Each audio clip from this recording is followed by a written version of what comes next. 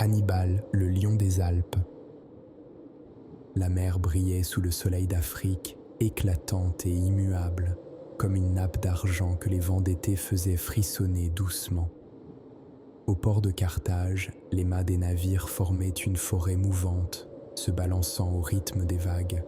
Des voiles colorées claquaient dans l'air et l'odeur du sel se mêlait à celle des épices, du vin, de la résine et du bois chauffé par le soleil. Parmi ces allées animées, les marchands criaient leurs prix dans un mélange de langues, puniques, grecs, ibères, égyptiens, reflets du vaste monde méditerranéen que Carthage dominait par son commerce et sa flotte. Les quais étaient couverts d'amphores, de ballots de lin, de corbeilles d'olives et de fruits venus des terres lointaines. C'était une ville prospère, fière, à la fois commerçante et guerrière, prête à rivaliser avec Rome pour la suprématie du monde. C'est dans cette ville, au cœur de cette effervescence, qu'un enfant naquit au sein de la famille Barca. Son nom était Hannibal, qui signifiait en punique celui qui bénéficie de la grâce de Baal, le dieu suprême de Carthage. Son père, Hamilcar Barca, était déjà une figure légendaire, un général respecté, héros de la première guerre punique, qui avait défendu Carthage jusqu'à la dernière extrémité. Hamilcar, dit-on, n'avait jamais oublié l'humiliation infligée par Rome après la défaite. Dans son cœur brûlait une résolution farouche, redonner à Carthage la gloire et la puissance perdues. Son fils, Hannibal, grandit dans cette ombre, entouré des récits de batailles, de victoires et de trahisons. Dès l'enfance, il accompagna son père dans les casernes et sur les quais. Il voyait les éléphants dressés pour la guerre, entendait les marins parler de terres lointaines, observait les forgerons marteler les armes sous les étincelles. Hamilcar parlait peu, mais lorsqu'il le faisait, ses mots étaient nets et tranchants. « Hannibal, disait-il, le monde appartient à ceux qui osent. Rome a osé nous défier. Un jour, ce sera à nous d'oser la frapper au cœur. » L'enfant écoutait en silence, les yeux brillants. Il ne comprenait pas encore toute l'ampleur de cette rivalité, mais il sentait, dans la voix de son père, une flamme qui ne s'éteindrait jamais.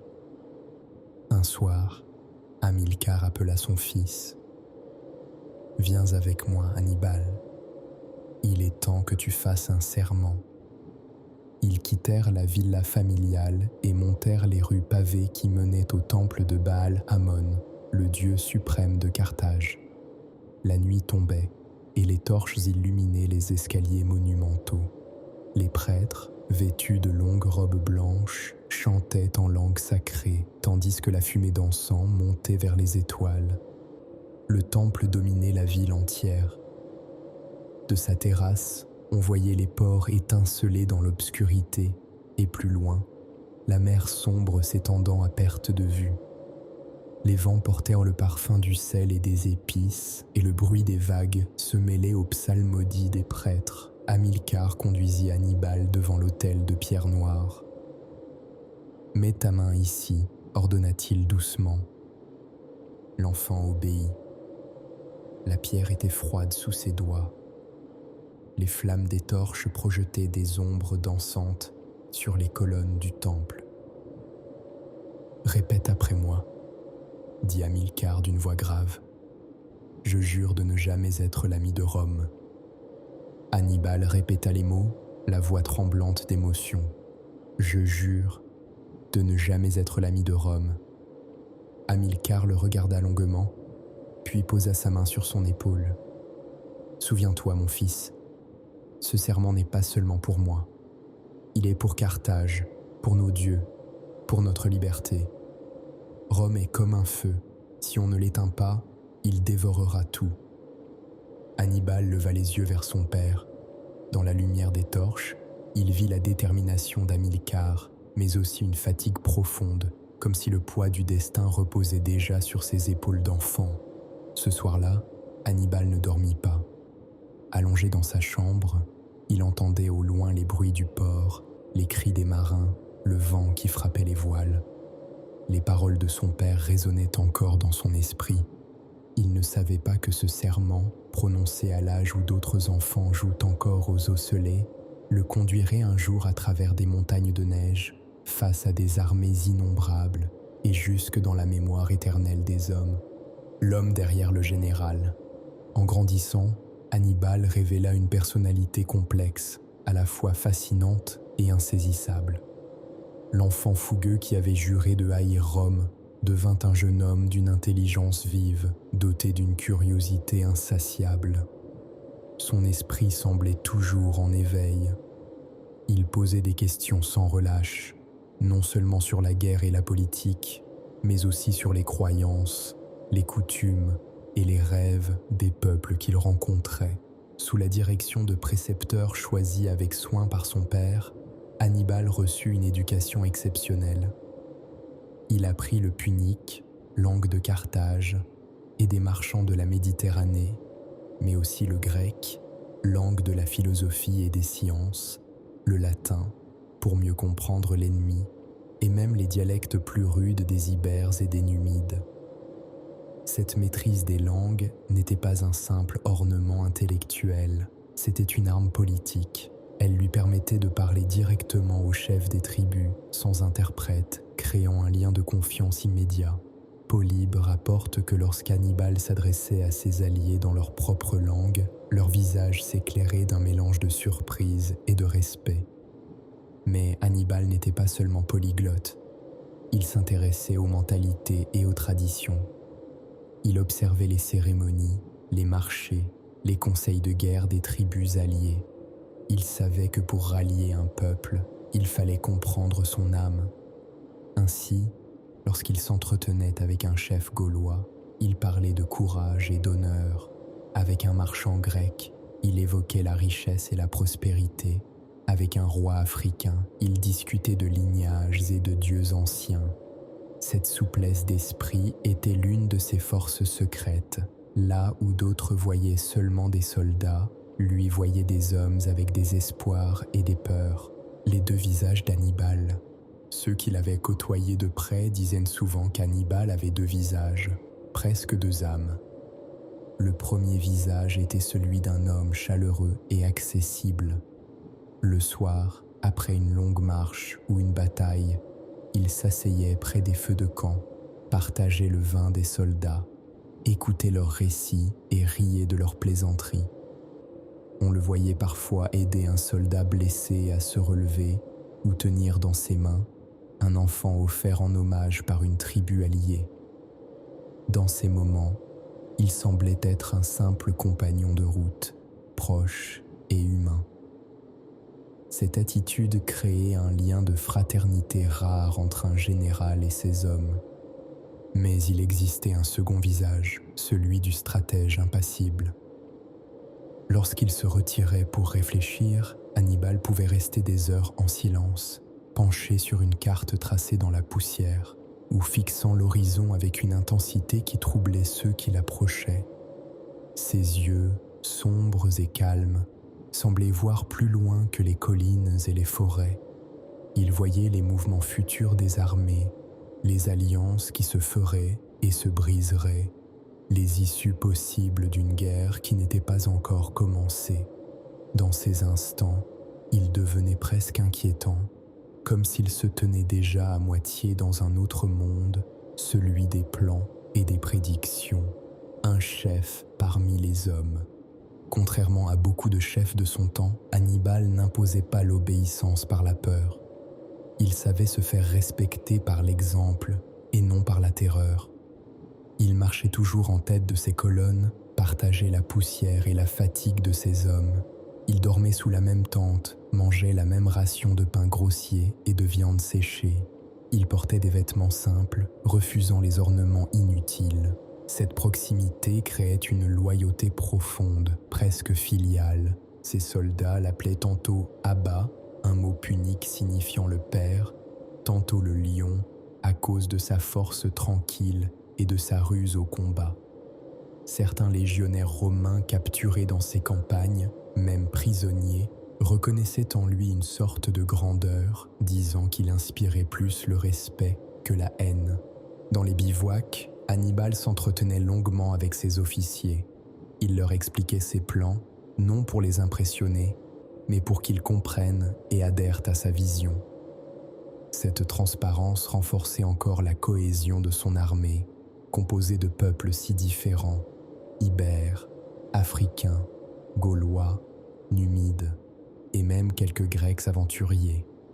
Là où d'autres voyaient une multitude chaotique, lui voyait une harmonie possible, une force née de la diversité. La guerre comme art et non comme soif de sang. Hannibal n'était pas un homme avide de carnage. Contrairement à certains généraux de l'Antiquité, il ne voyait pas la guerre comme une simple décharge de violence. Pour lui, la guerre était un art, une partie d'échec à l'échelle des peuples. Chaque bataille, chaque manœuvre, chaque négociation était pensée comme un coup stratégique. Il cherchait à gagner avec la ruse plutôt qu'avec la destruction. Avant chaque engagement, il étudiait le terrain avec une précision presque maniaque. Il observait la courbe d'une rivière, l'ombre d'une colline, la direction du vent. Il réfléchissait à la psychologie de l'ennemi, à ce qu'il craignait, à ce qu'il désirait, à la manière dont il réagirait sous la pression. Polybe, l'historien grec qu'il étudia avec une rigueur d'observateur, écrivait « Le génie d'Hannibal ne résidait pas seulement dans ses talents militaires, mais dans sa capacité à lire le cœur des hommes autant que la carte du terrain. » Cette approche donnait naissance à des plans d'une élégance redoutable. L'embuscade du lac Trasimène, la manœuvre parfaite de Cannes, autant d'exemples où la victoire fut obtenue non par la brutalité, mais par une intelligence supérieure, un meneur d'hommes au-delà du temps. Ce qui distinguait Hannibal des autres généraux, c'était peut-être sa vision de l'avenir. Il savait que ses soldats combattaient non seulement pour Carthage, mais pour leur propre foyer, leur famille, leurs traditions. Il respectait ses motivations diverses et les utilisait pour souder son armée. Dans ses discours, il parlait rarement de gloire personnelle. Il évoquait plutôt l'honneur collectif, la liberté des peuples face à Rome et la nécessité de bâtir un monde où chacun aurait sa place.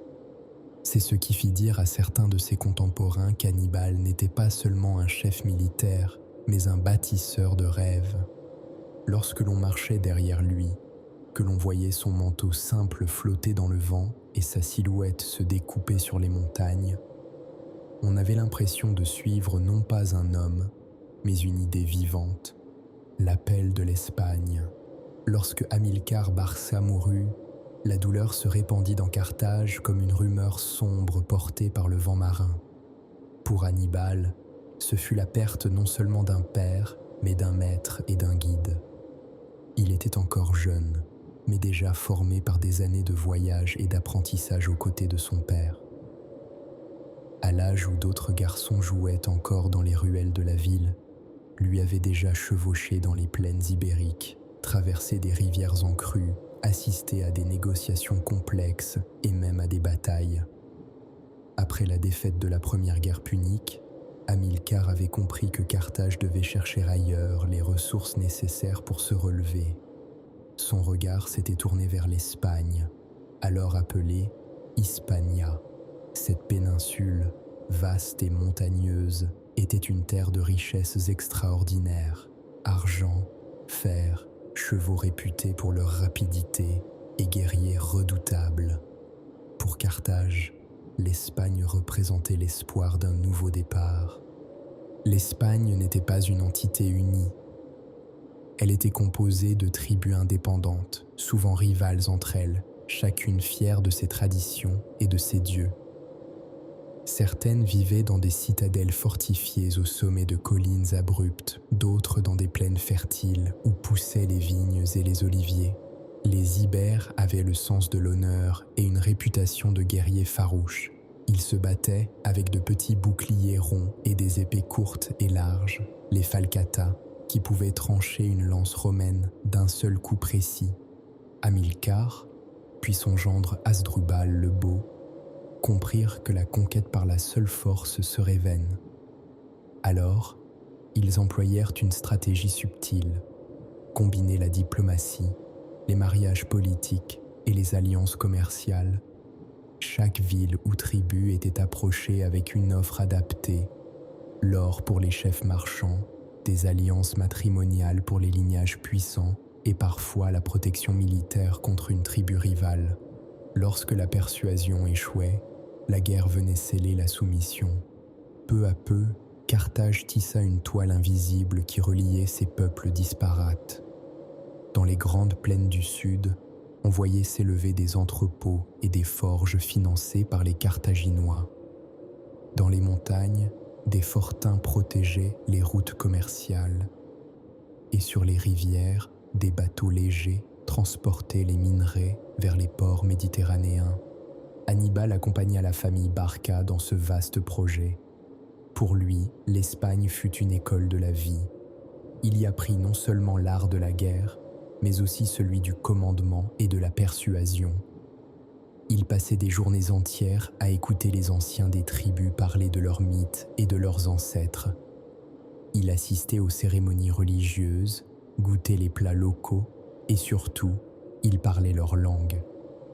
Les Ibères disaient de lui qu'il avait deux cœurs, l'un carthaginois, l'autre ibère. Un vieux chef, lors d'un conseil de guerre, déclara un jour « Cet homme comprend nos coutumes, mieux que bien des fils de nos propres lignées. Quand il parle, ce n'est pas un étranger qui nous parle, mais un frère. » Cette capacité à s'intégrer profondément dans une culture étrangère fut l'un des plus grands talents d'Hannibal.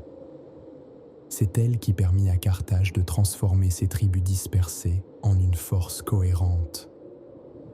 Peu à peu, des guerriers ibères commencèrent à servir dans les rangs carthaginois, apportant leurs techniques de combat et leur connaissance du terrain. La mort d'Hasdrubal et l'émergence d'Hannibal. Après la disparition d'Hamilcar, Hasdrubal le Beau, beau-frère d'Hannibal, poursuivit l'œuvre en Espagne avec brio. Il fonda même une nouvelle ville, Carte Hadasht, Nouvelle Carthage, destinée à devenir le centre du pouvoir carthaginois dans la péninsule. Située sur un port naturel, cette ville prospéra rapidement et devint un symbole d'espoir pour ceux qui croyaient encore en la grandeur de Carthage. Mais Hasdrubal fut assassiné lors d'une révolte. La nouvelle se répandit comme une traînée de poudre et le chaos menaçait de tout détruire. C'est alors que les soldats et les chefs ibères se tournèrent vers Hannibal. Il avait à peine 25 ans, mais sa réputation était déjà immense. Polybe rapporte qu'il fut acclamé par l'armée entière, non seulement par les Carthaginois, mais aussi par les tribus alliées. C'était un signe clair. Hannibal avait su gagner le cœur de ses hommes. Dès qu'il prit le commandement, il imposa une discipline ferme mais juste. Il récompensait le courage, punissait la trahison, mais toujours avec mesure. Il savait que son autorité venait autant du respect que de la crainte. Sous sa direction, l'armée carthaginoise devint une force redoutable, capable de manœuvrer comme un seul corps malgré la diversité de ses composantes. Une décision qui allait changer le monde. Hannibal comprit rapidement que la véritable menace ne venait pas des tribus espagnoles, mais de Rome. Les Romains, inquiets de la puissance carthaginoise en Espagne, avaient établi une frontière informelle le long de l'Èbre. Toute violation de cette limite serait considérée comme une déclaration de guerre. Mais Hannibal ne croyait pas aux frontières fixées par ses ennemis. Pour lui, attendre que Rome frappe la première revenait à condamner Carthage à une guerre défensive, sur son propre territoire. Il décida donc de prendre l'initiative audacieuse qui allait bouleverser l'histoire, porter la guerre directement sur le sol d'Italie, frapper Rome au cœur même de sa puissance, avant qu'elle ne puisse mobiliser toutes ses légions. Cette décision, rapportée par Tite Live, fut accueillie avec un mélange d'enthousiasme et de crainte. Certains officiers pensaient que c'était une folie. D'autres voyaient dans ce plan la seule chance de salut. Hannibal, lui, ne doutait pas. Il savait que l'audace, si elle réussissait, pouvait compenser l'infériorité numérique et matérielle de Carthage. L'armée des mondes, Pour mener ce projet insensé, Hannibal rassembla une armée comme le monde n'en avait jamais vu. Polybe, l'historien grec, en fait une description saisissante, la comparant à une réunion des nations de la Méditerranée unies sous un seul étendard. Les Ibères, avec leurs petits boucliers ronds et leurs épées courtes, formaient le cœur de l'infanterie légère. Ils se battaient avec une ardeur farouche et une rapidité déconcertante. Leurs cris de guerre résonnaient dans les vallées comme des coups de tonnerre. Les Gaulois, grands et puissants, portaient des torques d'or autour du cou et des peaux d'animaux sur leurs épaules. Leur courage était brut et sauvage, et leur charge, lorsqu'ils hurlaient en frappant leurs boucliers, suffisait à terrifier les légions ennemies. Les Africains, soldats carthaginois de métier, portèrent des armures d'airain étincelantes. Ils représentaient la discipline et la rigueur, le socle sur lequel reposait toute l'armée. Les cavaliers numides, venus des déserts et des plaines du sud, étaient rapides et insaisissables. Montés sur des chevaux nerveux et légers, ils combattaient sans cesse, lançant leurs javelots avant de disparaître dans la poussière. Enfin, les éléphants, symbole vivant de la puissance carthaginoise, marchaient en tête de la colonne. Leur silhouette imposante projetait des ombres immenses au coucher du soleil. Leurs pas faisaient trembler la terre, et leur simple présence semait la panique dans les rangs adverses. Le plus célèbre d'entre eux, Surus, était réputé pour son intelligence et son calme au milieu du tumulte. Chaque soir, lorsque l'armée dressait ses campements, un spectacle unique se déroulait.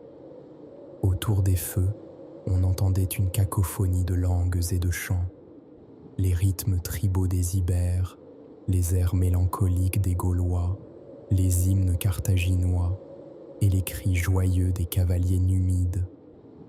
Les odeurs de viande rôtie, de pain cuit sur des pierres chaudes et de vin partagé emplissaient l'air. C'était une mosaïque humaine, unie par un seul homme et un seul rêve.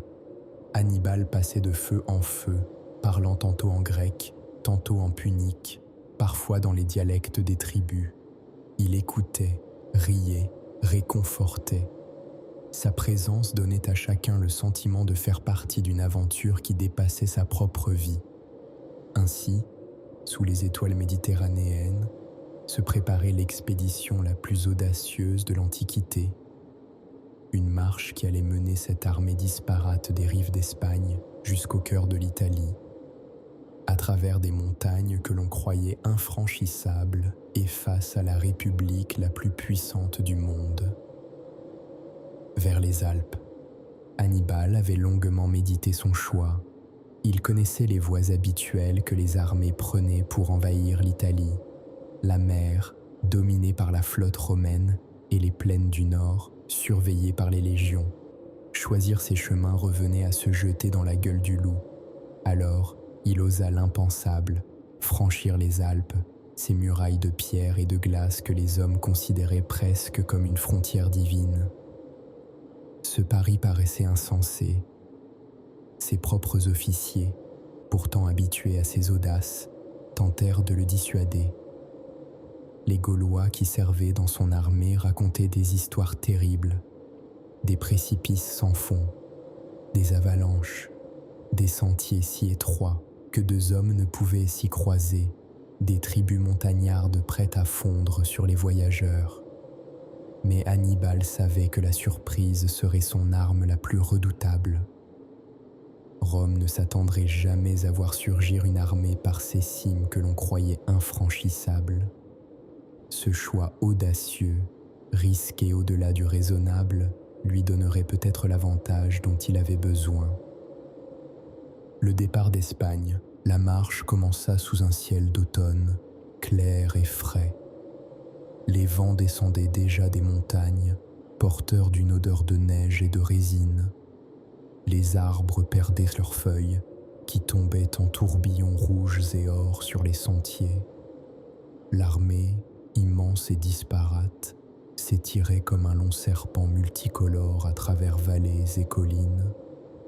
En tête marchaient les éclaireurs numides, rapides et silencieux, suivis des fantassins ibères et gaulois, puis des cavaliers et enfin des éléphants qui avançaient lentement, soulevant des nuages de poussière à chaque pas. Au début, la marche fut presque joyeuse. Les hommes chantaient, se racontèrent des histoires, riaient autour des feux le soir. On sentait une excitation, celle de se lancer dans une aventure qui semblait à la fois impossible et grandiose. Mais très vite, le paysage changea. Les collines devinrent montagnes et les sentiers se firent plus étroits, plus escarpés. Les forêts s'épaissirent, obscurcissant la lumière du jour, et les rivières, gonflées par les pluies d'automne, devinrent difficiles à franchir. Polybe décrit ses premières étapes comme un passage de l'humain au surhumain. Chaque pas rapprochait l'armée d'un monde où la nature elle-même devenait l'ennemi. L'entrée dans les montagnes, les premiers jours dans les Alpes furent rudes.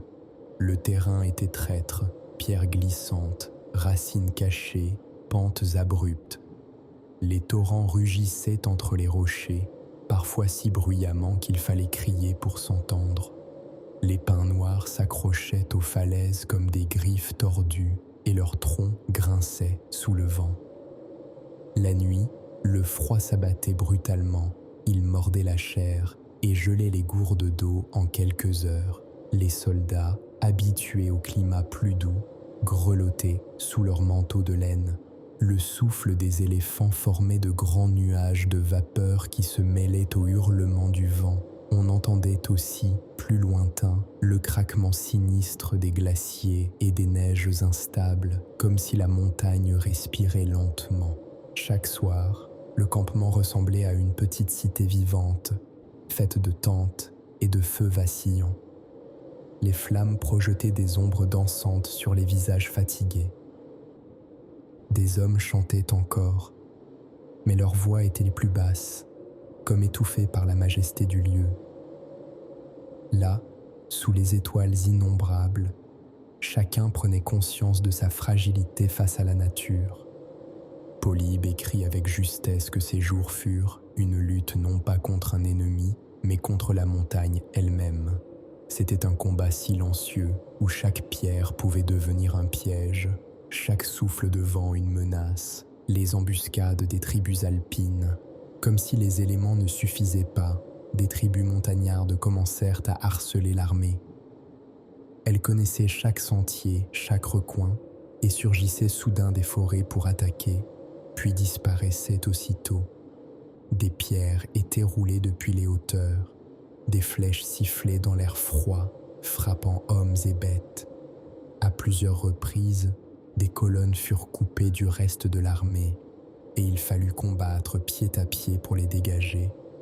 Hannibal, loin de se décourager, redoubla de vigilance. Il faisait marcher en tête les troupes les plus aguerries et plaçait les éléphants au centre pour protéger les fantassins des charges ennemies. Les nuits, il faisait garder les cols et les ponts par des sentinelles renforcées. Il savait que le moral de ces hommes était fragile et qu'un seul revers pouvait provoquer une panique générale. Dans cette traversée, les éléphants jouèrent un rôle particulier. Ils portaient non seulement des vivres et du matériel, mais aussi une symbolique puissante. Leur taille immense et leur calme imposaient le respect.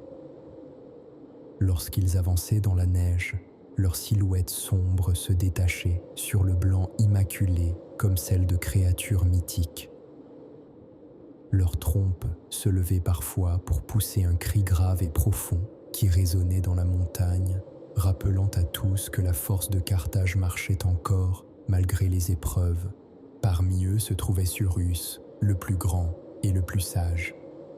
Polybe rapporte qu'Hannibal l'affectionnait particulièrement. Il montait parfois sur son dos pour mieux observer les défilés ou pour se faire voir de ses hommes.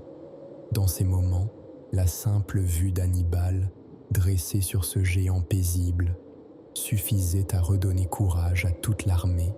Durant ces jours d'épreuve, Hannibal montra un leadership exceptionnel. Il restait toujours en tête, encourageant les plus faibles, ordonnant qu'on tente des cordes pour les passages les plus dangereux, veillant à ce qu'aucun soldat ne soit abandonné. Lorsqu'un éléphant glissait ou qu'un soldat se blessait, il descendait lui-même pour aider, sans craindre de se salir ou de s'exposer. Une nuit, après une journée particulièrement difficile où plusieurs hommes avaient failli périr dans un éboulement, Hannibal rassembla ses officiers autour d'un feu. Sa voix, calme mais ferme, s'éleva au-dessus du vent. Nous avons laissé derrière nous nos terres et nos foyers. Devant nous se trouve l'Italie, la promesse de nos victoires. Si nous cédons maintenant, tout ce que nous avons accompli sera perdu. Souvenez-vous que la montagne n'est pas un ennemi invincible, seulement un obstacle à franchir. Et quand nous aurons franchi cet obstacle, nous serons comme des dieux aux yeux de nos ennemis. Ces paroles, rapportées par Tite-Live, redonnèrent du cœur aux hommes. Le lendemain, ils reprirent la marche avec une énergie nouvelle. Le sommet et la vision de l'Italie. Après des jours d'efforts, de froid et de privation, l'armée atteignit enfin le sommet d'un col élevé. L'air y était si pur et si froid qu'il brûlait les poumons à chaque respiration. Le vent soufflait violemment, faisant claquer les manteaux et siffler les cordes des ponts de fortune. Les soldats, épuisés, marchaient en silence, le regard fixé sur leurs pieds pour ne pas glisser. Puis, soudain, le paysage s'ouvrit devant eux. La brume se dissipa lentement, dévoilant en contrebas la plaine d'Italie, immense et verdoyante. On distinguait les reflets argentés des rivières, les taches sombres des forêts et très loin les lignes claires des routes romaines. Un silence profond tomba sur l'armée. Pour ces hommes venus de si loin, cette vision n'était pas seulement celle d'une terre étrangère, c'était la récompense de toutes leurs souffrances, la promesse d'un but enfin tangible. Certains se mirent à pleurer sans honte, d'autres tombèrent à genoux. Polybe rapporte que ce moment fut solennel et presque sacré. Hannibal, se tenant sur un rocher surplombant la vallée, se tourna vers ses hommes et désigna l'horizon de sa main gantée de cuir. « Voilà, mes amis, le pays que nous sommes venus chercher. Là-bas se trouvent les villes riches de nos ennemis, leurs champs, leurs maisons, leurs trésors. Bientôt, ce sera le lieu de notre victoire et de votre gloire. » À ces mots, un murmure parcourut les rangs, comme une vague qui enfle. Quelques rires étouffés se firent entendre, des cris de joie jaillirent, brisant le silence glacial du matin. Le moral, si fragile quelques jours plus tôt, se redressa brusquement. La descente vers l'Italie, la descente fut plus difficile encore que l'ascension. Les sentiers, verglacés et étroits, semblaient vouloir précipiter hommes et bêtes dans le vide. À plusieurs reprises, il fallut construire des passerelles de fortune pour franchir des ravins. Les éléphants avançaient lentement, leurs pas mesurés, et les soldats posaient les mains sur leurs flancs rugueux pour se stabiliser. Mais à mesure que l'armée perdait de l'altitude, la température devint plus douce. Le vent se fit moins mordant, et l'air se chargea de parfums inconnus, herbes humides, feuilles mortes, odeurs de villages cachés dans les vallées. Chaque pas rapprochait l'armée du monde des hommes, après des jours passés dans le royaume sauvage des cimes. Lorsque les derniers rangs atteignirent enfin la plaine, un sentiment d'irréalité s'empara des soldats. Ils avaient survécu à ce que beaucoup jugeaient impossible. Ils avaient défié la montagne et les dieux. Désormais, une certitude brûlait dans leur cœur. Rien ne pourrait plus les arrêter. Dans la plaine, lorsque l'armée carthaginoise quitta les montagnes et pénétra dans la plaine italienne, ce fut comme entrer dans un autre monde. Après des jours passés dans la glace, le vent mordant et la roche nue, les soldats découvrirent une terre généreuse, presque irréel dans sa douceur. L'air, soudain plus tiède, portait des parfums de terre humide, de bois mouillé et de cultures mûres prêtes pour la récolte. La neige qui avait collé à leurs sandales fondait peu à peu, laissant place à l'herbe grasse des vallées. Les champs s'étendaient à perte de vue, dessinant des mosaïques vertes et dorées, parsemées de vignes et d'oliveraies. Ici et là, de petites fermes romaines se dressaient, entourées de murs bas. Certaines étaient désertes, abandonnées à la hâte par leurs habitants lorsqu'ils avaient appris l'approche d'Hannibal. D'autres, encore habitées, avaient vu leurs portes barricadées et leurs fenêtres closes, les familles tremblant dans l'ombre à l'intérieur. Pour les soldats carthaginois, cette vision avait quelque chose de presque magique. Après avoir affronté les éléments dans les Alpes, ils avaient l'impression d'être descendus dans un pays béni, riche et accueillant. Beaucoup s'arrêtèrent pour toucher l'herbe, sentir les fleurs sauvages ou boire l'eau claire d'un ruisseau. Certains, épuisés, tombèrent à genoux et rirent d'un rire nerveux, comme des hommes revenus d'entre les morts, les villages et le repos des guerriers. Hannibal permit à ses troupes de se disperser temporairement dans quelques villages abandonnés. Ils y trouvèrent des maisons solides, des foyers encore tièdes, des réserves de grains et de vin. Pour la première fois depuis des semaines, les hommes purent se laver dans des bassins d'eau chaude, manger à satiété et dormir sous un toit. Le contraste avec la rudesse des Alpes était saisissant. La nuit précédente, ils s'étaient serrés les uns contre les autres pour se protéger du vent glacial. À présent, ils s'endormaient sur des lits de paille moelleux, ricanant et bavardant comme des enfants fatigués.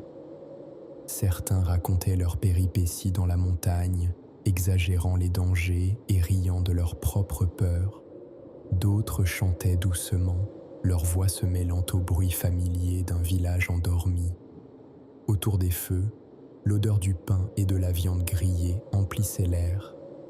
Les soldats partageaient le vin trouvé dans les caves des fermes, trinquant en l'honneur d'Hannibal et des dieux. Pour beaucoup, c'était comme une renaissance. Ils se sentaient revigorés, prêts à reprendre la route et à affronter les légions romaines. Hannibal, maître de la surprise. Pendant que ces hommes se reposaient, Hannibal, lui, ne dormait presque pas. Chaque soir, dans sa tente, il étudiait des cartes rudimentaires tracées sur des peaux d'animaux. Il déplaçait de petits cailloux pour représenter ses troupes, ses éclaireurs et celles de l'ennemi. Sa pensée, claire et précise, avançait comme une rivière souterraine, invisible mais toujours en mouvement. Il savait que Rome ne resterait pas sans réagir. Bientôt, des légions se rassembleraient pour défendre leurs terres. Mais Hannibal comptait sur la vitesse et l'effet de surprise. Sa marche à travers les Alpes avait déjà bouleversé les plans romains. Il devait maintenant frapper vite et fort, avant que la République n'ait le temps de comprendre la nature du danger. Il envoyait régulièrement des cavaliers numides en reconnaissance. Ses éclaireurs, rapides et discrets, revenaient chaque soir rapporter des nouvelles. Les positions des légions, l'état des routes, l'attitude des populations locales. Grâce à ces informations, Hannibal anticipait les mouvements ennemis comme un joueur d'échecs prévoyant les coups à venir. Rome s'éveille. À Rome, la nouvelle de l'arrivée d'Hannibal tomba comme un éclair dans un ciel serein. La cité, confiante dans sa puissance, ne s'attendait pas à voir l'ennemi surgir ainsi, par la voie la plus improbable. Dans les ruelles, la rumeur enfla rapidement. On racontait que des éléphants avaient franchi les montagnes, que des barbares descendaient vers les plaines, et que le général carthaginois, que beaucoup croyaient encore loin en Espagne, marchait déjà sur l'Italie. Le Sénat romain fut convoqué en urgence. Les sénateurs, drapés dans leurs toges blanches, se pressaient dans la curie, leurs visages graves à la lumière des torches. Les discussions furent houleuses. Certains, terrifiés, voulaient fortifier la ville et rappeler toutes les légions pour défendre Rome elle-même. D'autres, plus audacieux, plaidaient pour aller à la rencontre d'Hannibal et l'écraser avant qu'il ne puisse établir une base en Italie. Finalement, la décision fut prise. Mobiliser toutes les forces disponibles. On sonna le rassemblement des citoyens soldats. Dans les campagnes alentours, les routes résonnèrent bientôt du martèlement régulier des légions en marche. Leurs boucliers ronds, leurs casques étincelants et leurs bannières rouges formaient une vision imposante. Rome mettait en mouvement la machine militaire la plus redoutable du monde antique. Polybe note que les Romains, confiants dans leur supériorité numérique, pensaient qu'ils écraseraient Hannibal par la force brute. Ils ignoraient encore que leur adversaire avait une vision toute différente de la guerre, fondée sur la ruse, la vitesse et la connaissance du terrain. La première rencontre eut lieu sur les rives glacées de la Trébie en plein hiver. Les Romains, menés par le consul Sempronius Longus, pensaient surprendre Hannibal, mais ce fut lui qui les surprit. Ayant repéré un guet et préparé une embuscade, il laissa son armée principale attirer les légions au combat, tandis qu'un détachement caché surgissait dans leur dos au moment décisif. Les Romains, surpris et désorganisés, furent massacrés dans l'eau glacée de la rivière. Ce fut une victoire éclatante pour Hannibal et un coup terrible pour Rome.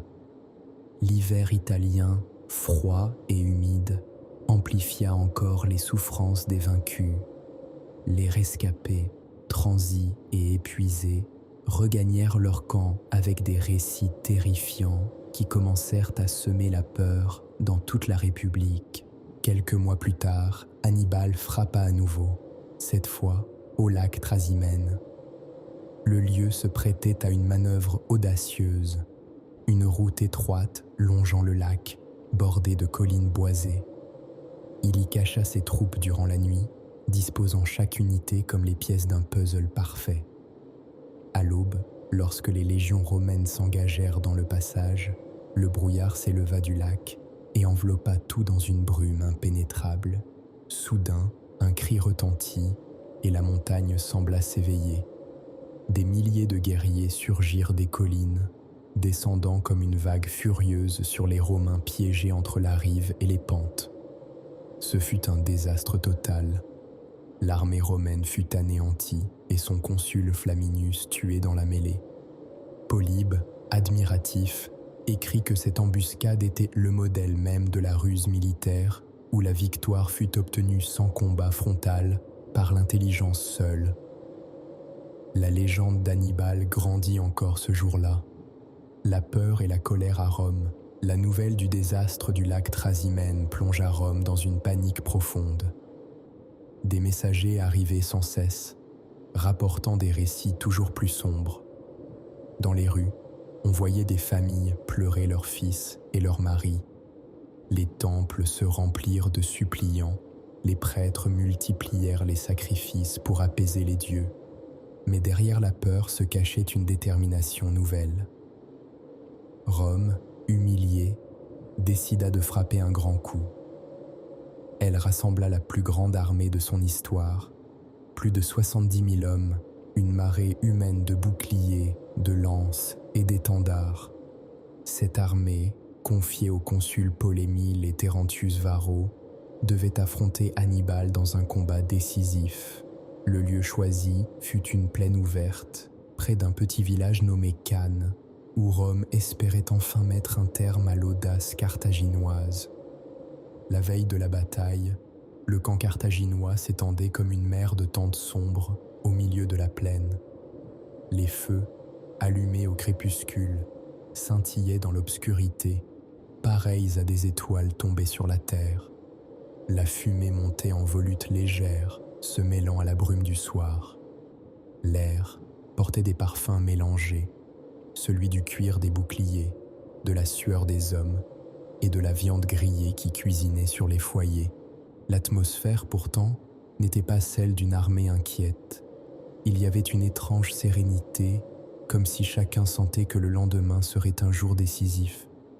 Certains soldats chantaient doucement, dans leurs langues diverses, gaulois rauque, ibère chantant, punique guttural. Ces chants se mêlaient en une symphonie hétéroclite, presque apaisante. D'autres restaient silencieux, assis en tailleur, les yeux levés vers le ciel étoilé. Ils pensaient à leur famille, à leur terre lointaine, aux raisons qui les avaient conduits ici. La présence d'Hannibal. Hannibal, lui, ne dormait pas. Il marchait lentement entre les tentes, vêtu d'un manteau simple. Son pas était silencieux, mais chaque soldat qu'il croisait sentait sa présence et se redressait instinctivement. Parfois, il s'arrêtait pour poser une main réconfortante sur une épaule, échanger quelques mots dans la langue du soldat, ou simplement sourire d'un air calme et assuré. Ce n'était pas un chef distant et inaccessible. Il était l'un des leurs, partageant leurs fatigues et leurs espoirs. En passant près de l'enclos des éléphants, Hannibal aperçut Surus, son plus fidèle compagnon. L'immense animal se balançait doucement d'un pied sur l'autre, un léger grondement résonnant dans sa gorge. Sa tête était ornée d'un drap rouge, dont les motifs dorés brillaient faiblement à la lueur des torches. Dans la nuit, Surus ressemblait à une créature mythique, sortie d'une légende ancienne pour accompagner son maître dans une aventure hors du commun. Hannibal caressa doucement sa trompe rugueuse et murmura quelques mots apaisants. L'animal, comme s'il comprenait, se figea un instant, puis poussa un souffle puissant qui fit vaciller la flamme d'une torche voisine. Une nuit de méditation. Plus loin, dans une tente isolée, quelques officiers discutaient encore. Ils parlaient stratégie, terrain et disposition des troupes. Mais Hannibal, lui, préférait réfléchir seul. Il quitta le camp et grimpa sur une petite colline voisine pour observer la plaine endormie. Sous la lune, on distinguait les feux romains innombrables, formant un collier de lumière au loin. Il semblait s'étendre jusqu'à l'horizon, preuve de la puissance de l'armée qui l'attendait. Là, dans le silence de la nuit, Hannibal laissa son esprit s'apaiser. Il se remémora les batailles précédentes, la Trébie, le lac Trasimène. Chaque victoire avait été une étape vers ce moment. Derrière lui, ses hommes dormaient ou priaient. Devant lui, Rome, sous la forme de cette immense marée humaine. Il savait que le lendemain, tout se jouerait. Il ferma les yeux un instant, puis murmura pour lui-même « Demain, je ne combattrai pas seulement des hommes, je défierai un empire. » L'aube brumeuse. Lorsque l'aube se leva, un brouillard léger recouvrait la plaine. La rosée perlait sur les herbes hautes et les toiles des tentes. Le soleil, timide, peinait à percer la brume, diffusant une lumière dorée et laiteuse. On n'entendait d'abord que des sons étouffés, le hennissement des chevaux, le frémissement des étendards, le bruit sourd des préparatifs. Peu à peu, la clameur des Romains monta.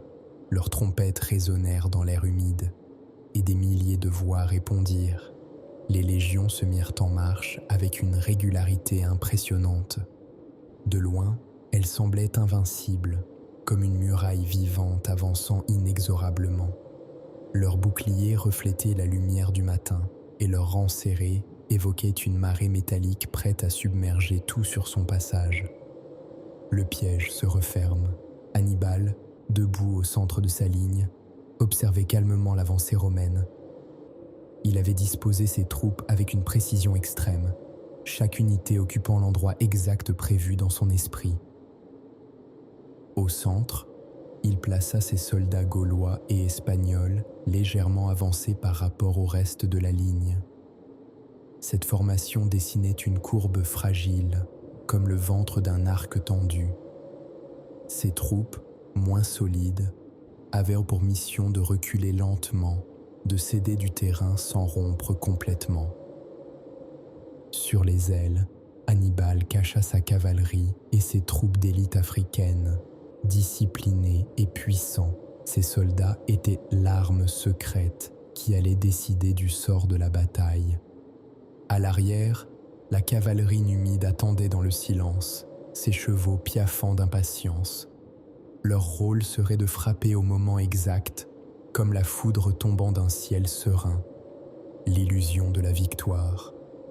Lorsque les Romains virent le centre carthaginois légèrement en avant, ils crurent à une faiblesse. Convaincus de leur supériorité, ils se ruèrent avec une ardeur redoublée, leurs rangs serrés avançant comme un seul homme. Hannibal avait anticipé cette réaction. Ses troupes du centre commencèrent à reculer pas à pas, lentement, avec une discipline remarquable. De loin, cela donnait l'impression d'une défaite en cours. Les Romains, enhardis, s'enfoncèrent toujours plus loin dans la brèche. Ils pensaient déjà tenir la victoire. Les officiers romains criaient des ordres exaltés, les trompettes retentissaient, et l'élan de la Légion devint irrésistible. Mais ce mouvement était exactement ce qu'Hannibal attendait. Chaque pas en avant des Romains les enfonçait dans un piège invisible, comme des chasseurs s'avançant trop loin dans une forêt piégée. Le signal d'Hannibal. Quand le moment fut venu, Hannibal leva la main. Un silence étrange sembla tomber, comme si la plaine elle-même retenait son souffle. Puis il abaissa brusquement son bras. Ce simple geste fut compris immédiatement par ses officiers. Les ailes carthaginoises se refermèrent d'un coup sec, comme les mâchoires d'un piège mortel. Les troupes africaines, fraîches et disciplinées, avancèrent en rang parfait, frappant les flancs romains avec une précision implacable. Simultanément, la cavalerie numide, rapide et agile, contourna la masse ennemie et fondit sur l'arrière. La retraite romaine était coupée. Polybe décrit cet instant avec des mots puissants. L'air vibra d'un seul cri, comme si la terre elle-même s'était refermée sur eux. La force devient faiblesse. Les Romains, pris au piège, se retrouvèrent encerclés. Leur nombre, qui devait être leur atout majeur, devint soudain leur perte. Serrés les uns contre les autres dans un espace restreint, ils ne pouvaient ni manœuvrer, ni respirer. Les ordres des officiers se perdaient dans la confusion. La chaleur, la poussière, le brouillard du matin qui s'était mêlé à la fumée des combats, tout cela formait une atmosphère suffocante. Les légionnaires se battaient avec désespoir, mais chaque pas en arrière les rapprochait d'une autre ligne ennemie. Ils étaient comme des poissons piégés dans un filet, luttant en vain pour se libérer. Les cris se mêlaient au son du métal, aux hennissements des chevaux et aux clameurs carthaginoises. Pendant ce temps, Hannibal, resté en retrait sur une légère élévation du terrain, observait calmement la scène. Son visage ne trahissait aucune émotion. Il savait que la bataille était gagnée. Ce moment n'était pas seulement une victoire militaire, c'était l'aboutissement de toutes ses marches, de tous ses sacrifices et du serment prononcé dans son enfance dans le temple de Baal-Hamon. Le soir venu, lorsque le soleil se coucha, la poussière se déposa peu à peu sur la plaine. Les Romains avaient subi une défaite écrasante, mais dans le camp carthaginois, on ne célébrait pas bruyamment. Les soldats, épuisés, s'assirent en silence autour des feux, savourant le simple fait d'être encore en vie. Hannibal marcha parmi eux, le visage impassible. Un jeune officier s'approcha et dit avec ferveur : « Général, aujourd'hui Rome a été brisée. C'est la fin de leur empire. » Hannibal sourit doucement, presque avec tristesse. « Non, répondit-il. Rome n'est pas brisée. Elle est blessée, mais elle se relèvera.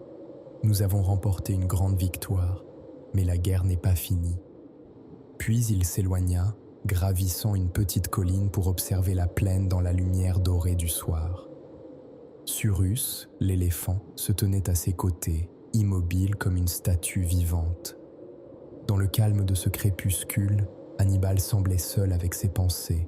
conscients que même les plus grands triomphes portent en eux les germes d'épreuves à venir. La nuit des vainqueurs. Cette nuit-là, le camp carthaginois s'endormit lentement. Les flammes des feux projetaient des ombres dansantes sur les tentes, et l'on n'entendait plus que le souffle profond des hommes et des éléphants au repos.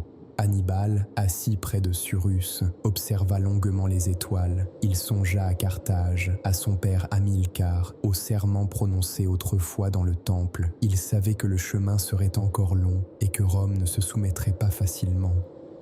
Mais en ce moment précis, il se permit de savourer une paix fragile, comme une brise légère après une tempête. Et tandis que la lune montait lentement dans le ciel, la silhouette d'Hannibal et de son fidèle éléphant se détachait sur l'horizon, image silencieuse d'un rêveur et de son armée, porteur d'un destin qui allait encore façonner le monde. L'aube se leva lentement sur la plaine de Cannes. La lumière pâle du matin se fraya un chemin à travers une brume légère qui s'accrochait encore aux collines et à la rivière Ophide. Ce même chant qui, la veille, avait été une mer de cris et de tumultes, semblait maintenant figé dans un silence presque irréel. L'air était lourd, saturé de l'odeur de la cendre, du foin écrasé et de cette note métallique et âcre que la guerre laisse toujours derrière elle. La terre elle-même portait la mémoire de la bataille. Les pas innombrables des légions avaient laissé des sillons profonds dans la poussière, comme les empreintes d'un animal gigantesque. Des étendards romains, autrefois fièrement dressés, gisaient au sol, froissés et souillés de boue. La rivière, indifférente au destin des hommes, coulait lentement, chuchotant dans son langage éternel, lavant déjà les traces de sang et de larmes. Hannibal se tenait sur une petite hauteur, contemplant la plaine d'un regard calme et insondable. Autour de lui, ses officiers attendaient ses ordres. Personne n'osait rompre le silence. Le général semblait perdu dans une réflexion profonde, comme s'il pesait dans son esprit la portée de ce qui venait de se produire. Polybe écrit que, ce jour-là, Hannibal comprit deux vérités. La première, qu'il venait d'accomplir l'un des exploits militaires les plus grands de l'histoire, et la seconde, plus amère, qu'une seule bataille, même parfaite, ne suffisait pas pour abattre Rome.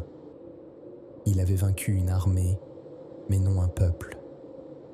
Rome n'était pas seulement une puissance militaire, c'était une idée, une volonté collective qui survivrait à toutes les défaites. Derrière lui, son camp s'éveillait lentement. Ses soldats se reposaient, épuisés mais heureux, savourant le goût rare de la victoire. Certains dormaient encore, roulés dans leurs manteaux, tandis que d'autres réparaient leurs armes ou soignaient leurs blessures. Les rires commençaient à résonner timidement, comme des fleurs fragiles poussant à travers les pierres d'un champ dévasté. Dans une prairie voisine, les éléphants, peu nombreux désormais, broutaient tranquillement l'herbe humide. Ils balançaient leurs grandes oreilles pour chasser les mouches, indifférents aux préoccupations des hommes. Parmi eux se tenait Cyrus, le dernier et le plus majestueux. Ses défenses portaient encore les rubans rouges que l'on avait attachés avant la bataille. Sa présence, paisible et imposante, semblait rappeler que même au cœur de la guerre, il existait encore une part de beauté et de majesté. La scène avait quelque chose de pastoral, presque irréel.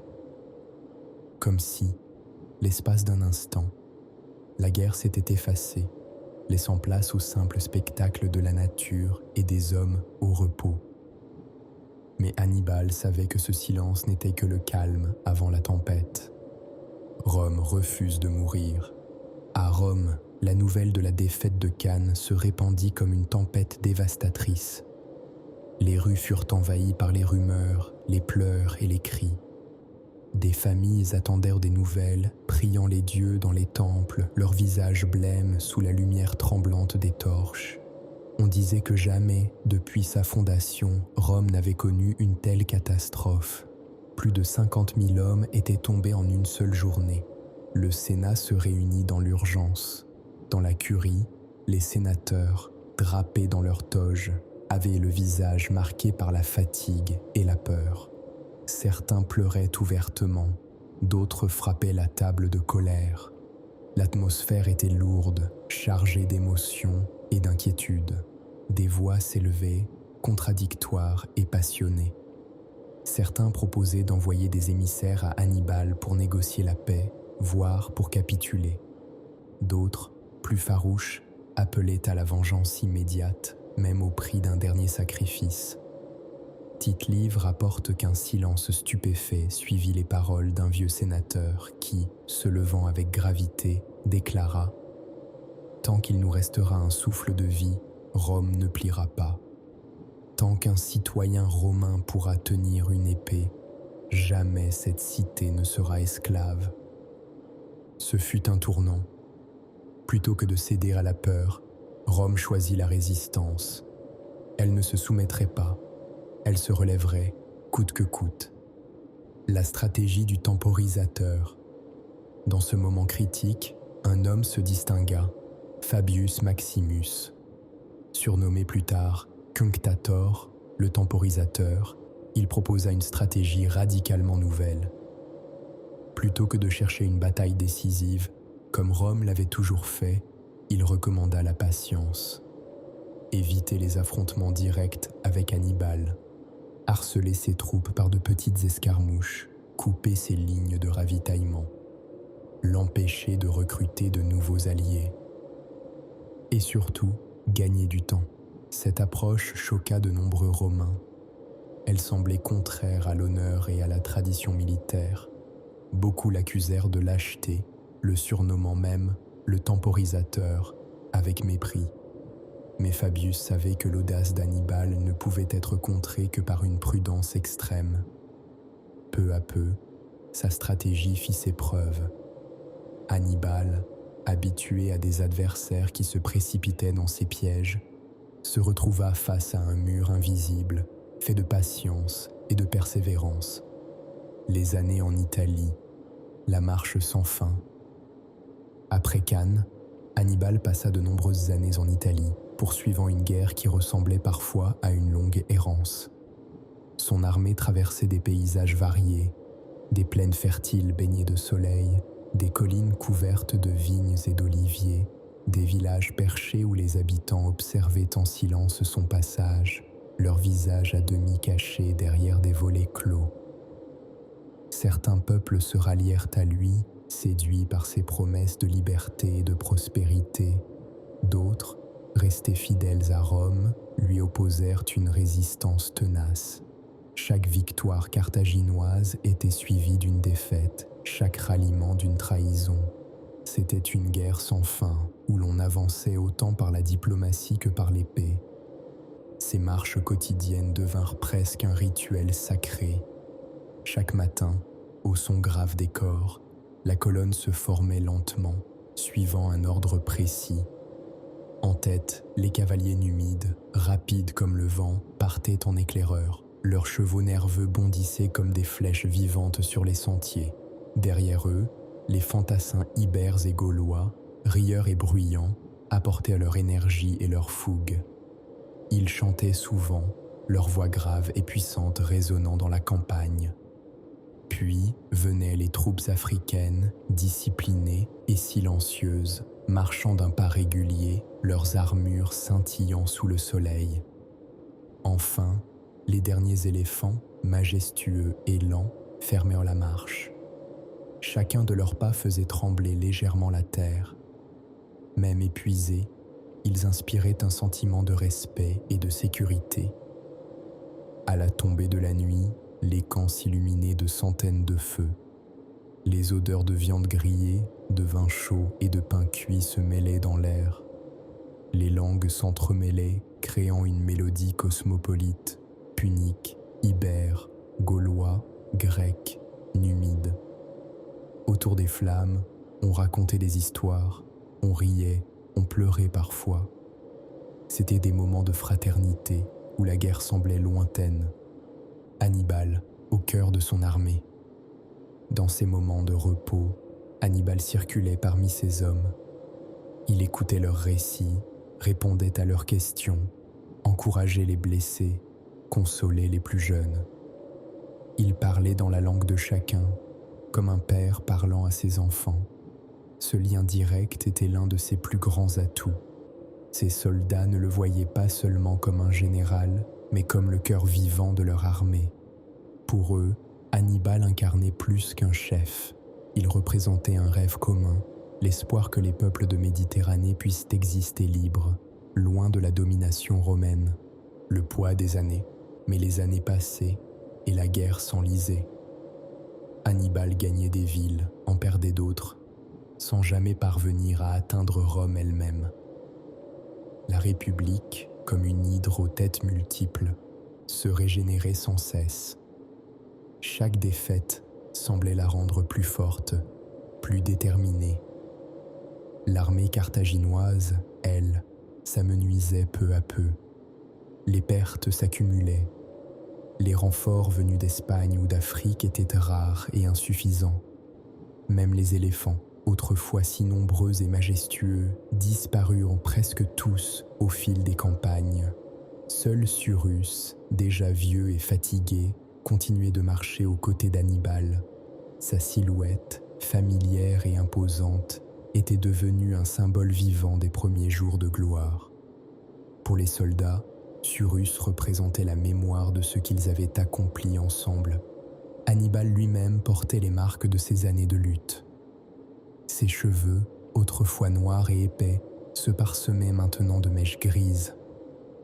Ses traits s'étaient creusés, son corps amaigri par les marches incessantes et les privations, mais son regard restait vif et sa voix, lorsqu'il parlait à ses hommes, avait toujours cette force tranquille qui captivait et apaisait. Il savait que le temps jouait contre lui. Chaque saison renforçait Rome et affaiblissait Carthage, mais jamais il ne renonça. Le soir, dans sa tente, il traçait encore des plans dans la poussière, cherchant la faille invisible qui lui permettrait de frapper une dernière fois au cœur de l'ennemi. Dans le silence de la nuit, ses pensées revenaient souvent à son serment d'enfance, prononcé dans le temple de Baal-Hamon. Il se rappelait la main de son père sur son épaule et les mots gravés dans sa mémoire. Ne jamais être l'ami de Rome. Ces souvenirs lui donnaient la force de continuer, même lorsque tout semblait perdu. Car pour Hannibal, la guerre n'était pas seulement une lutte militaire, c'était le combat d'une vie, une promesse faite à son peuple et à lui-même. Scipion, l'ombre nouvelle. Alors qu'Hannibal continuait sa marche en Italie, Rome, elle aussi, enfantait son champion. Dans les rangs romains, un jeune homme se distinguait par son intelligence et son audace, Publius Cornelius Scipio, qui deviendrait plus tard Scipion l'Africain. Fils d'un général tombé lors d'un des premiers affrontements avec Hannibal, Scipion avait grandi à l'ombre de cette guerre. Dès sa jeunesse, il avait juré de venger Rome, tout comme Hannibal avait juré de ne jamais être l'ami de Rome. Ce qui frappait chez Scipion, c'était sa lucidité. Là où d'autres voyaient en Hannibal un démon ou un monstre, lui voyait un adversaire digne et admirable. Il avait étudié chacune de ses batailles, de la Trébie à Cannes, cherchant à comprendre non seulement ses manœuvres, mais sa manière de penser. Il admirait sa ruse, sa flexibilité, sa capacité à transformer une armée disparate en une machine cohérente. Mais il avait aussi identifié ses faiblesses, l'éloignement de Carthage, le manque de renforts et l'usure d'une guerre trop longue en territoire ennemi. Une idée audacieuse, là où Rome depuis des années se contentait de défendre ses terres et d'épuiser Hannibal par la prudence, Scipion imagina un plan audacieux, presque renversant la logique du conflit. Plutôt que de continuer à courir derrière Hannibal en Italie, il proposa de porter la guerre directement en Afrique, de menacer Carthage elle-même et de forcer Hannibal à abandonner ses positions pour revenir défendre sa cité. Ce plan, risqué et audacieux, suscita d'abord des débats houleux au Sénat. Certains le trouvaient fou. Ouvrir un nouveau front alors que l'Italie saigne encore de Cannes, c'est inviter la défaite, disait-il. Mais Scipion sut convaincre par son calme et sa détermination. Il leur montra que frapper Carthage au cœur, c'était briser l'équilibre psychologique du conflit. Polybe rapporte qu'il conclut son discours par ces mots. Hannibal est un homme. Rome est une cité éternelle. Qu'il choisisse, revenir défendre sa maison ou la regarder brûler. Le Sénat, après une hésitation dramatique, accepta. Rome allait prendre l'initiative pour la première fois depuis le début de la guerre. La foudre sur Carthage. Alors qu'Hannibal marchait encore dans les collines d'Italie, confiant dans ses plans, des légions romaines embarquaient discrètement sur des navires de guerre. Leurs voiles blanches se déployèrent au vent et la flotte traversa la Méditerranée comme une ombre silencieuse. Lorsque les Romains débarquèrent en Afrique, ce fut un choc immense.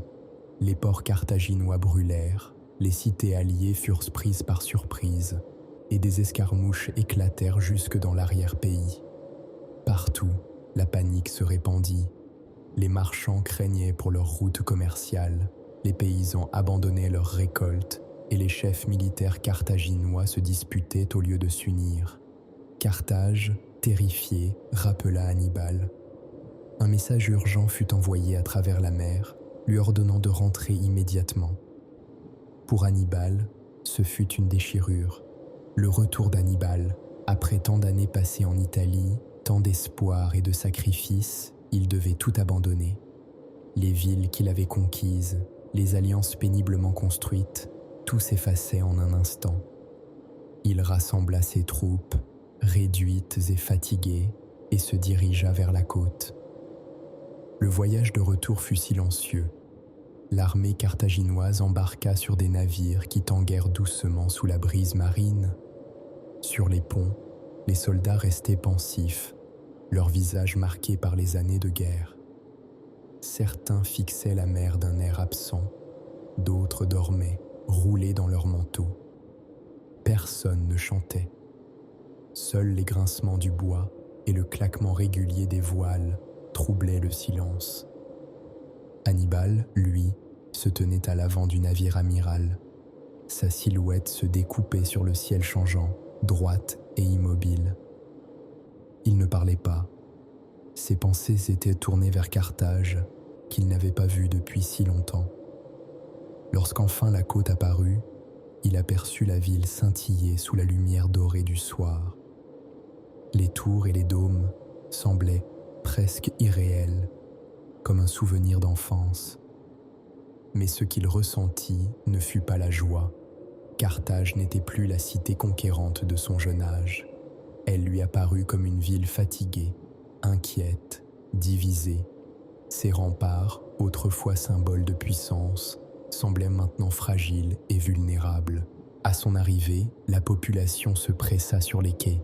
Des cris de joie, mêlés d'inquiétude, accueillirent Hannibal et ses hommes. Pour beaucoup, il représentait le dernier espoir. Mais Hannibal, lucide, savait que l'heure des grands triomphes était passée. Il se contenta de lever la main en signe de salut, son visage impassible cachant ses pensées. Zama, la dernière bataille, le destin des deux hommes, Hannibal et Scipion, devait se jouer sur une plaine ouverte, près d'une petite ville appelée Zama. C'était là, sous le ciel africain, que se déciderait l'avenir de Carthage et de Rome. Le matin de la bataille, l'aube se leva sur un ciel d'un bleu limpide, pur et presque indifférent au drame qui allait s'y dérouler. Un vent léger faisait onduler les hautes herbes dorées. De loin, on distinguait déjà le pas régulier des troupes qui prenaient position, le cliquetis des armes et les appels des officiers. Hannibal disposa ses soldats avec le soin d'un maître stratège. Mais au fond de lui, il savait que son armée n'avait plus la force d'autrefois. Ses troupes étaient épuisées, leurs rangs clairsemés par les années de campagne et le manque de renforts. Quelques éléphants restaient encore, dont le fidèle Surus, vieillissant mais toujours majestueux. On avait orné ses défenses de rubans rouges, rappel d'un passé glorieux. Ces créatures avancèrent lentement au début du combat, soulevant des nuages de poussière dorée sous leurs pas. Leur silhouette massive impressionnait encore les jeunes recrues romaines. Mais Scipion avait anticipé cette manœuvre. Plutôt que de résister frontalement, il ordonna à ses légions de s'ouvrir comme une porte. Ainsi, les éléphants traversèrent les lignes sans infliger de dégâts, se dispersant dans la confusion et semant le désordre parmi les troupes carthaginoises elles-mêmes. Le duel des généraux. À cet instant, la bataille bascula. La cavalerie romaine, mieux équipée et plus nombreuse, prit l'avantage. Les lignes carthaginoises commencèrent à vaciller, puis à se briser. Malgré tout, Hannibal resta calme et impassible. Polybe rapporte qu'il donnait ses ordres d'une voix claire et posée, comme s'il commandait une manœuvre d'entraînement, même lorsque la défaite devenait inévitable. À travers la poussière et le tumulte, Hannibal et Scipion s'observaient de loin, deux esprits brillants qui savaient que ce moment déciderait du destin de deux mondes. Scipion avançait avec une assurance tranquille, tandis qu'Hannibal, silhouette sombre sur son cheval noir, paraissait presque une statue vivante. La fin d'un rêve. Lorsque le soleil commença à descendre vers l'horizon, Carthage était vaincue. Ses soldats, épuisés et dispersés, se retiraient en désordre. Les survivants couraient vers la ville, emportant avec eux la rumeur d'une catastrophe. La deuxième guerre punique touchait à sa fin.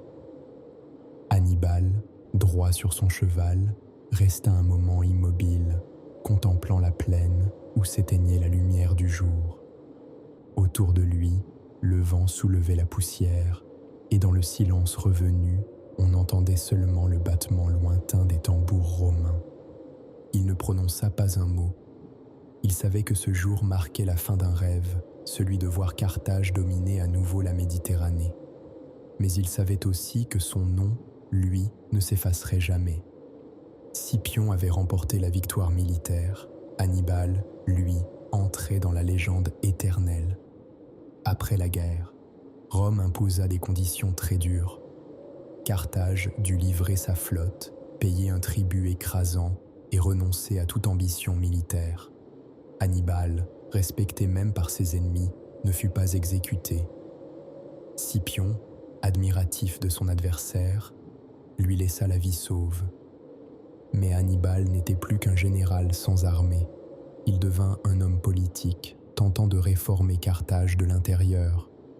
Pendant quelques années, il lutta contre la corruption et la décadence, mais ses ennemis internes le trahirent. Craignant Rome, ils le forcèrent à s'exiler. Ainsi commença la dernière errance du lion des Alpes. Il voyagea de cour en cour, offrant ses conseils à d'autres rois, toujours surveillés par l'ombre romaine. Un crépuscule méditatif. Pendant ce temps, à Rome, le nom d'Hannibal devint une légende. Les mères l'évoquaient pour effrayer les enfants désobéissants. Les généraux étudiaient ses batailles, fascinés par son génie. Même ses ennemis reconnaissaient en lui l'un des plus grands esprits militaires de tous les temps. Hannibal, lui, vieillissait loin de sa patrie. Un soir, dans une petite villa isolée, il contempla le ciel étoilé. Le vent soufflait doucement dans les oliviers et au loin, on entendait le murmure d'une rivière. Il pensa à Carthage, à ses compagnons disparus, à Cyrus l'éléphant, à son père Hamilcar et au serment d'enfant qui avait guidé toute sa vie. Un sourire mélancolique passa sur ses lèvres. « J'ai tenu parole », murmura-t-il. Puis, il ferma les yeux, laissant derrière lui une histoire qui, des siècles plus tard, continuerait d'inspirer ceux qui rêvent de défier l'impossible. Après la défaite de Zama, Hannibal devint une ombre.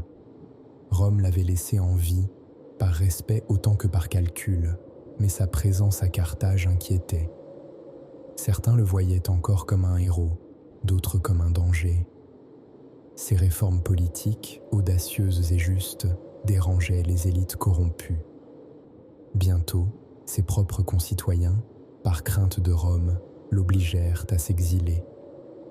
Ce fut le début d'un voyage étrange, presque fantomatique. De port en port, de royaume en royaume, Hannibal offrit ses conseils à d'autres souverains. Il devint un voyageur sans patrie, toujours en mouvement, toujours surveillé. Où qu'il allât, le nom de Rome planait sur lui comme une ombre, rappel constant de l'ennemi qu'il avait défié et jamais vaincu. Polybe raconte que, même loin de Carthage, Hannibal conservait une dignité tranquille. Dans les cours étrangères, il parlait peu, observait beaucoup. Son regard, jadis flamboyant, s'était adouci avec l'âge, mais il restait perçant, comme s'il voyait plus loin que les autres. Ses mains, habituées à tenir les rênes d'un cheval ou la garde d'une épée, s'étaient faites plus calmes, plus lentes.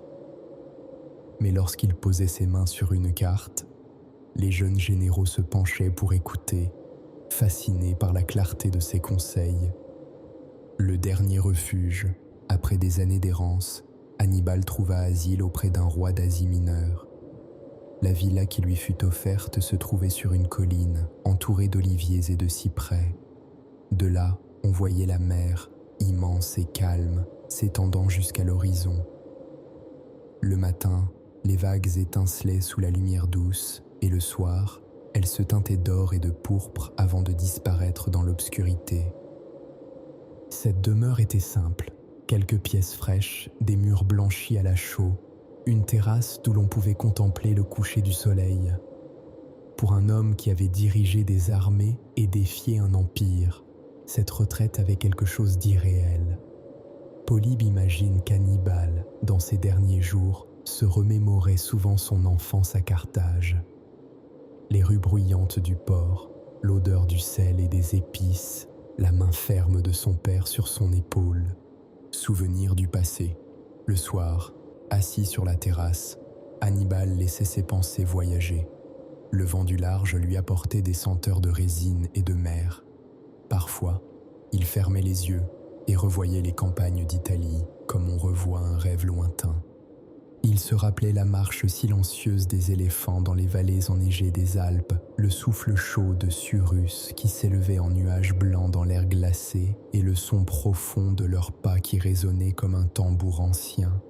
Il revoyait les camps illuminés la nuit, les voix de ses soldats mêlées dans une centaine de langues, les rires autour des feux. Il se souvenait des visages de ses officiers, de leur loyauté, de leurs doutes parfois, et de la confiance qu'ils avaient pu placer en lui. Puis venaient les images plus sombres, la plaine de Cannes, les cris de victoire et de peur entremêlés, et enfin Zama, où il avait vu s'effondrer tout ce qu'il avait construit. Ses souvenirs ne l'emplissaient plus de colère ni de regret. Ils flottaient en lui comme des images apaisées, détachées, comme les vagues qui se brisent doucement sur la plage avant de disparaître. Un jour, des messagers arrivèrent. Ils venaient au nom de Rome. Leur voix était courtoise, leurs paroles mesurées, mais leur présence signifiait une chose claire. Rome n'avait pas oublié Hannibal. Il demandait au roi de le livrer. Carthage était loin, mais le bras de Rome s'étendait désormais sur le monde connu, et nul refuge n'était sûr.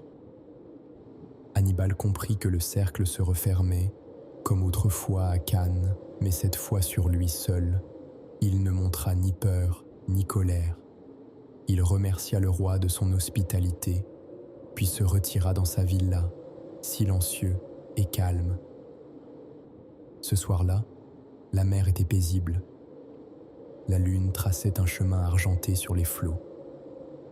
Hannibal se tenait debout sur la terrasse, drapé dans un manteau simple. Il savait que le lendemain, Rome viendrait le chercher et qu'on l'emmènerait à jamais, peut-être pour l'humilier dans un triomphe. Mais Hannibal était un homme de liberté. Toute sa vie, il avait combattu pour que Carthage reste debout, pour que jamais ses ennemis ne dictent sa volonté. Même vaincu, il restait maître de son destin. Il s'assit sortit une petite fiole qu'il portait toujours sur lui et la contempla longuement. Puis, dans un geste calme et résolu, il en but le contenu. Polybe écrit que ces derniers mots furent un souffle tranquille. Laissons aux Romains le soin de croire qu'ils peuvent me vaincre encore. Son regard se perdit dans les étoiles et un léger sourire se dessina sur ses lèvres. Il s'endormit comme un soldat après une longue marche et l'aube trouva son corps paisible, étendu sur la terrasse, tourné vers la mer. Lorsque la nouvelle de sa mort parvint à Rome, il y eut un moment de silence. Même ses ennemis ressentirent une forme de respect. Le Sénat savait que l'homme qui avait défié Rome pendant tant d'années ne vivait plus, mais son souvenir restait dangereux, car les idées survivent au corps. À Carthage, la tristesse fut profonde. Dans les ruelles du port, les marins racontaient encore ses exploits et les enfants jouaient à imiter le passage des Alpes, traînant des pierres qu'ils appelaient les éléphants d'Hannibal. Le temps passa, les empires naquirent et tombèrent. Rome elle-même finit par s'effondrer. Mais le nom d'Hannibal resta, comme une étoile fixe dans le ciel changeant de l'histoire, la mémoire des montagnes.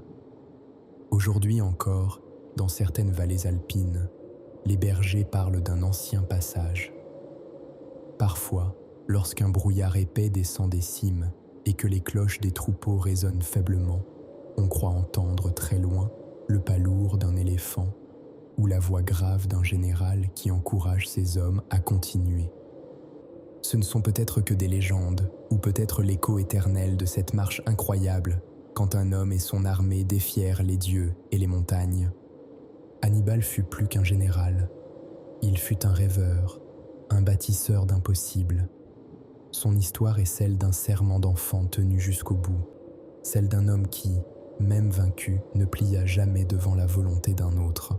Et ainsi, chaque fois que l'on contemple une montagne, chaque fois que l'on observe la mer s'étendre jusqu'à l'horizon, il est possible de se souvenir de lui, non pas comme d'un guerrier, mais comme d'un être humain qui osa marcher plus loin que les autres. Dans le silence de la nuit, lorsque tout s'apaise, il suffit de fermer les yeux pour voir, très loin, une colonne d'hommes et d'éléphants gravir des sommets enneigés, guidés par la voix calme et ferme d'un homme qui défia un empire.